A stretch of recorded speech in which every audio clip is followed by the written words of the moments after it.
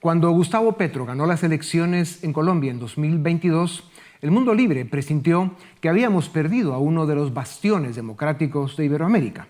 No hemos perdido a Colombia, pero está en peligro. La deriva populista y autoritaria, el avance del narcotráfico y la violencia, la corrupción y la impunidad están derribando las instituciones que con tanto sacrificio se han construido en esa gran nación que es Colombia. A un año de las próximas elecciones, con un candidato a la presidencia en cuidados intensivos y la democracia y la libertad también, Colombia se juega su futuro. Para medir la temperatura de la tierra colombiana, tengo el gusto de presentarles a Daniel Reisbeck, analista político y escritor, con títulos académicos de la George Washington y Tulane y un doctorado por la Universidad Libre de Berlín. Fue candidato independiente a la alcaldía de Bogotá y fundador del Movimiento Libertario de Colombia. Su opinión aparece en importantes medios de comunicación. Doctor Reisbeck, bienvenido a Razón de Estado. Petro terminó siendo el mamarracho político que tantos pronosticaron y temían. ¿Logrará este oscuro personaje, que en mala hora llegó a la presidencia de Colombia, derribar la democracia construida? Pues muy buena y precisa la descripción del oscuro personaje. Yo siempre lo advertí, entre otros.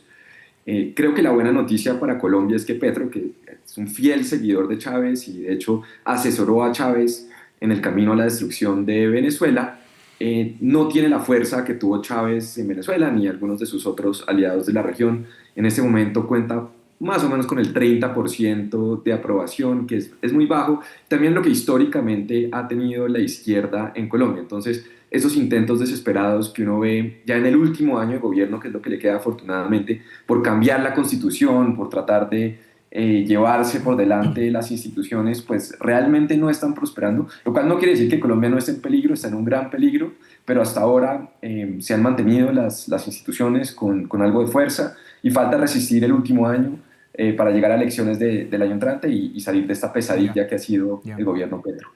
El populismo y el autoritarismo de extrema izquierda, y si cargado de coca y violencia mejor, parece ser la consigna de Petro desde que llegó a la presidencia. Reformas, consultas y hasta una constituyente son las trampas del petrismo. ¿Están conscientes los colombianos de la agenda chavista en su país? Yo creo que sí, por lo menos una mayoría sí, por eso tiene, podría decir, más del 60-65% de rechazo, según encuestas muy creíbles, es lo que se ve en la calle, es muy común inclusive hablar con gente que votó con Petro y dice, que votó por Petro y dice estar arrepentida.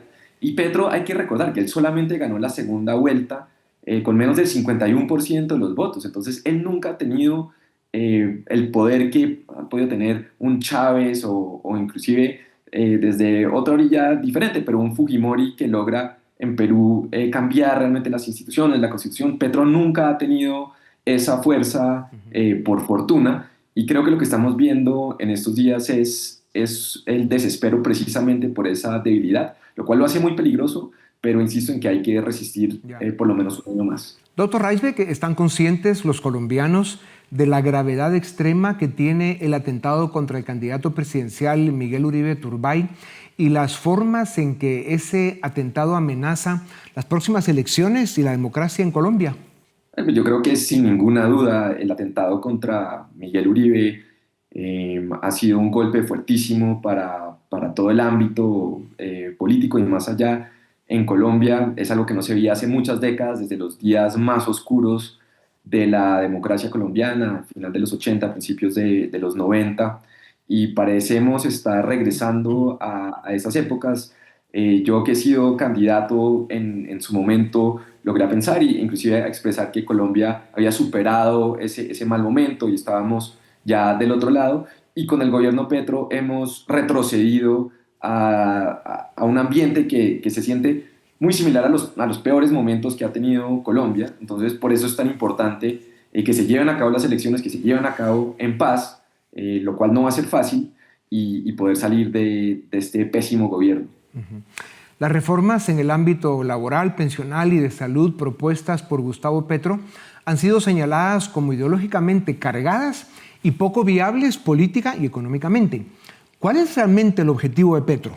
Pues desafortunadamente no han sido tan inviables, porque hace pocos días el Congreso le aprobó la reforma laboral, que Colombia ya tenía un sistema muy inflexible laboral, con un salario mínimo excesivamente alto para la región o para cualquier país, con todo tipo de rigideces laborales, y esta reforma de Petro simplemente lo empeora.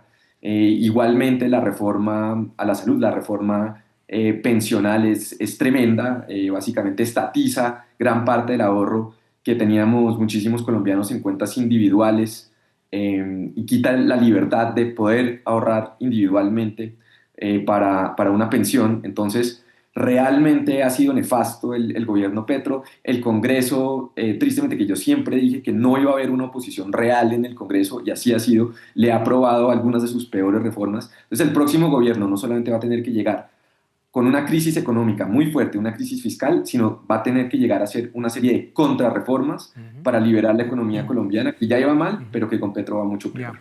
Por eso, ¿qué pretende Petro con la amenaza de consultas populares y una constituyente? ¿Son maniobras políticas para distraer la atención pública de sus actos de corrupción y procurarse impunidad? La consulta popular que él amenazó originalmente fue por causa del rechazo del Congreso a esa reforma laboral tan nefasta. Desafortunadamente el Congreso, inclusive congresistas supuestamente de oposición, cayeron en la trampa y terminaron aprobándole la reforma para evitar esa consulta que no tenía ninguna validez electoral ni jurídica. Entonces eso fue un gran error de los congresistas de la supuesta oposición. Y él ha amenazado ya hace muchos meses con una constituyente. La última amenaza es que va a incluir una papeleta en las próximas elecciones, que esa papeleta significaría el apoyo, según él, a una nueva constitución que realmente nadie quiere, sobre todo si es impulsada por Gustavo Petro, pese a todos los problemas de la actual constitución. Ya. Te agradezco ahora unas respuestas breves, doctor, a temas que me parece interesante que nuestro público conozca.